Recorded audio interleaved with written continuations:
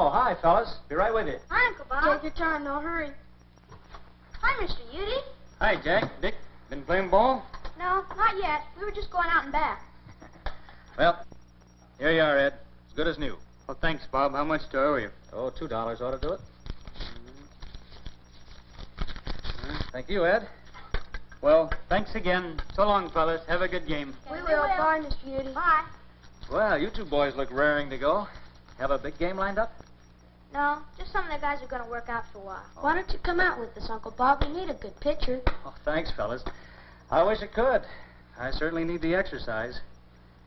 Now, business is business, you know. And speaking of that, what can I do for you gentlemen? Dad asked me to bring this camera over to you. Huh? What's wrong with it, Dick, you know? Dad says its liver over here sticks. Oh. Oh, I see. Sure. Well, I think that can be fixed, all right. You know, I think being able to take pictures is terrific. It is terrific, Jack. Man really came up with something when he invented and developed the marvel of photography. Who invented photography? Well, that's hard to say for sure. Way back in the 18th century, a chemist over in Sweden was the first one to experiment with the effects of sunlight on silver chloride. And I guess you could say that started other experiments and ideas. But you know, the first camera was made long before that. You mean we had cameras before we even knew about photography? That's just what I mean, Dick. You see, the human eye is the most delicate and marvelous camera in existence. In fact, this camera is just a man-made eye. But it can't compare with your eyes, fellas. Look here. This is the lens of the camera, and it's made along the same principle as the lens of our eye. Now, if we focus a camera on an object, and then we change the distance between the camera and that object, the image becomes blurred, and we have to focus the camera all over again. And that focusing has to be done by hand, you see, just like this. However, in our eye, the focusing is all done automatically. Now, we move around seeing things from different angles and distances all the time. Strong muscles in our eyes change the focus thousands of times each day, and we never even give it a thought. How about that? Yeah, I never knew that. And that's not all. You see this little opening in the lens? Now, that's called the iris, and it controls the amount of light that gets into the camera to expose the film. Now, we can open and close the iris like this. See?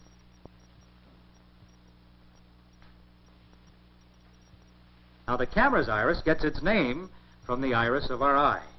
The eye's iris automatically opens and closes to adjust for different amounts of light. The more light, the smaller the iris. The less light, the wider the iris opens.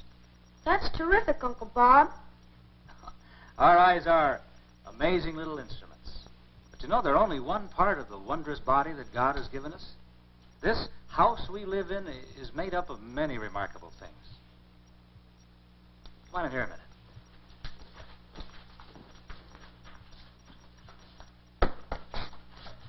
Now, take a look out there at your buddies playing ball. Now, you don't see still pictures, do you? No. No, of course not. The pictures that the eye gives us are moving pictures. And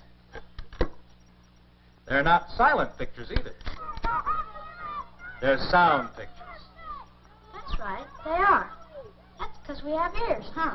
That's because we have ears. What about these ears of ours? Not your head. You know, I suppose most of us just think of our ears as a couple of things sticking out of the side of our head that are so easy to get dirty, but oh, so hard to get clean, huh? Actually, the human ear is one of the most efficient sound detectors known. A very delicate and sensitive instrument that operates in a remarkable way. Think of how a piano sounds when it's played.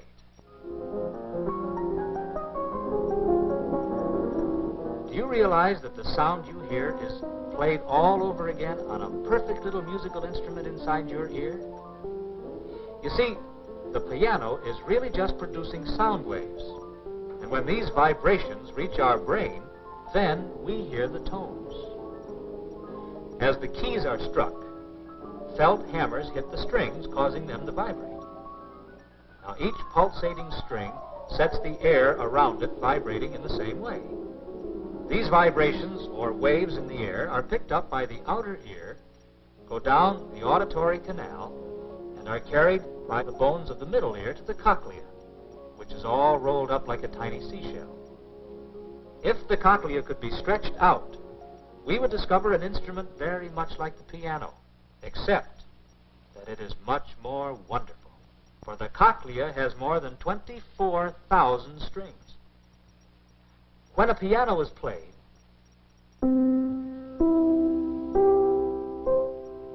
the ear's remarkable keyboard plays the same tones and sends signals along the nerves to the brain where we perceive it as sound.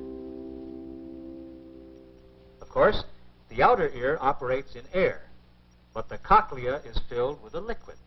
And transferring sound waves from air to a liquid is one of the most difficult problems known to science. But in the ear, this problem is beautifully solved by the precise design of the middle ear with its two diaphragms of just the right size and three connecting bones that provide the exact leverage required. These tiny bones, called the ossicles, are just right to do the job that enables us to hear properly. But the real wonder of these little bones is the fact that their size never changes from the time you were born. The ossicles of an adult and a child are just alike. As you grow and develop, every bone in your body grows and develops. Every one except your ossicles. They are fully developed at birth. Now, can this be just an accident? No, I don't think so. You know, Uncle Bob, I never really knew how wonderful my eyes and ears are. Not only our eyes and ears, fellows, but also the other parts of our body, too. The hand. As a tool that man can never duplicate for usefulness. The whole man has made mechanical hands that can perform such tasks as pouring a cup of coffee. You see, these machines are used to handle hot radioactive material that man can't get near. But that artificial hand can't thread a needle, or perform a life-saving operation, or paint a picture. Did you know our body has a chemical plant, and it's far better than any that man has ever built? The body's chemical plant changes the food we eat into living tissues. It causes the growth of flesh and blood and bones and teeth.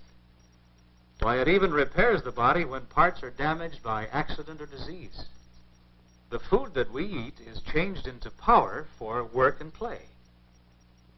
As this fuel is burned in the body's living furnace, energy is set free to drive our body machine.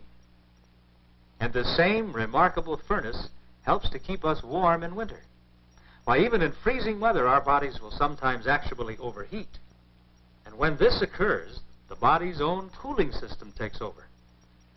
Drops of perspiration pour from millions of tiny sweat glands in our skin.